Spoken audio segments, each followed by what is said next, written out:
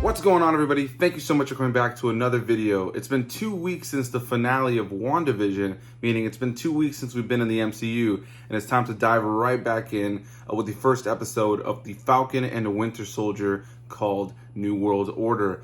This show, for anybody who's not familiar, takes place a couple months after the events of Avengers Endgame and focuses primarily on the Falcon and the Winter Soldier, Sam and Bucky. And yeah, I was really looking forward to this show. It seemed like it was going to be like a buddy cop, like spy espionage, action, thriller kind of show. And then we're going to have the character of Zemo returning, who is the villain of Civil War. I think in this show, he should be getting his comic book accurate costume. And yeah, overall, the trailers and everything for it looked really cool. Before I get too far into this, I should let you guys know I will be talking about spoilers, as I do with all of my episode by episode reviews, and I'll be doing that moving forward on every Friday with these episodes releasing. But yeah, the first episode opens up and we see that Sam, the Falcon, is working with the military. He goes to kind of stop these terrorists for this big opening action sequence of the episode. That's where we see that Georges St-Pierre's character from the Winter Soldier, Captain America the Winter Soldier, is actually making a return to the franchise here in this series, which I thought was pretty cool. He has a pretty brief moment fighting Captain America in the opening of the Winter Soldier movie, and so it's cool to see him return to the franchise. Seems like they're going to take, this kind of approach moving forward with these shows to bring back some, some side characters, some smaller characters from here and there. They did it with WandaVision, and seems like that's what they're going to be doing here with this show as well. And so it was cool. First opening part of the episode was really cool. A lot of really big over-the-top action, very much like a Marvel movie. I think if you were one of those people who walked into WandaVision a little bit bummed with the first couple episodes because you were hoping that there was going to be some of that iconic MCU action, this episode will probably not disappoint you, in the sense that we definitely get a little bit of that here in this episode. The first action sequence with Bucky is kind of a dream sequence where we kind of see him as the Winter Soldier, stuff that he kind of went through before. It's a nightmare sequence. But yeah, let's jump back into Sam's life, because what it seems like this show is going to do, like it did with WandaVision, is really flesh out these side characters that have, had a lot of time on screen in the big movies, but not so much in the forefront of the storytelling. And so, yeah, I'm really curious to see where they go moving forward. We set up that Sam, is now back after the blip. He's trying to kind of reconnect with his sister, who now has, older, boys, or at least older than Sam remembered seeing them before they were babies, and now they're little guys. They're growing up. They're starting to get into their, I guess you could say their tween years or their preteen years. One of them is a lot younger, but either way, the idea being that Sam has been gone for all these years. He left when these kids were really small. Now they're getting older. His sister has been trying to, kind of keep the family business afloat. It seems like their family had a fishing boat and they would charter it out for different things. And yeah, the whole big chunk of the episode that really focuses on Sam mainly focuses on the fact that, first of all, he gave up the Captain America shield, which was given to him by Steve Rogers at the end of Endgame. There's a huge thing that ties into that at the end of the episode. But yeah, at the beginning of the episode, after he's, working with the government, he ends up giving the museum the Captain America shield, and it's really because he doesn't feel, you can just tell, he doesn't really feel like he kind of deserves that role, deserves that mantle. We all know that he's eventually going to get that shield again and take on the mantle of Captain America, which he has done in the comic books, and so has the Winter Soldier. So you definitely know that's the direction they're going, right? But at the beginning of this episode, he does give it up to the museum, and then we, cut to the end of the episode where we see that John Walker was introduced, the character of John Walker, who is given the role of Captain America, but turns out to not be a good Captain America in any way, shape, or form. Very curious to see where they take that moving forward. But yeah, right at the very end of the episode, you see that Sam has now seen that he's given up the Captain America shield to be in this museum, and now they've taken that shield without telling him and given it to somebody else to take on the mantle of this symbol of hope, when Steve Rogers wanted it to be Falcon. He wanted it to be him and Sam, and he didn't take that on. So this episode primarily focuses on his struggle with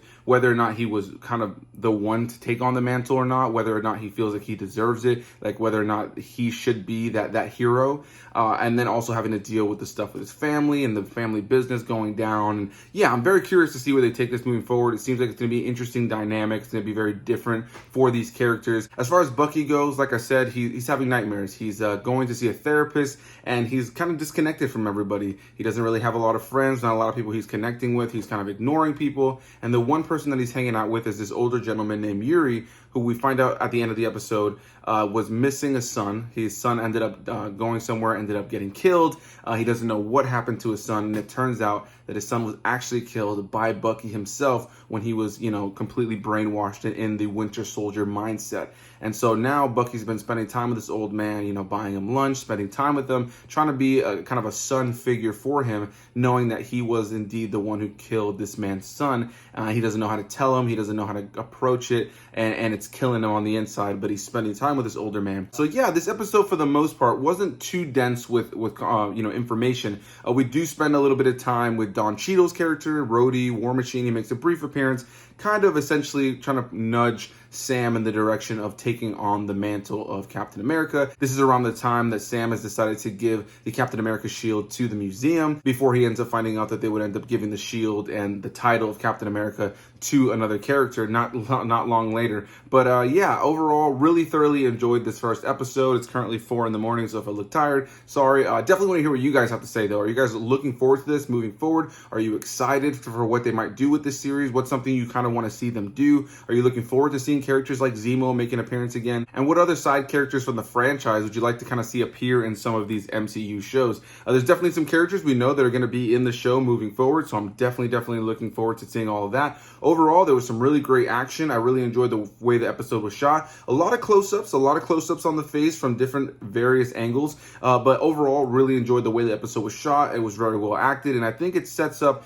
a very interesting thing that they're doing with these MCU shows, where we're spending time with these characters, like I said, who haven't gotten that, mainstream, main focus in the movies. You know what I mean? Like, they haven't been the focal point. They've been part of these big ensembles. They've definitely had character development and things that, kind of expand upon their characters overall. But for the most part, they haven't had a whole lot to really flesh them out and give us, their history, give us their background a little bit. I would say Bucky we have a little bit more so than Sam.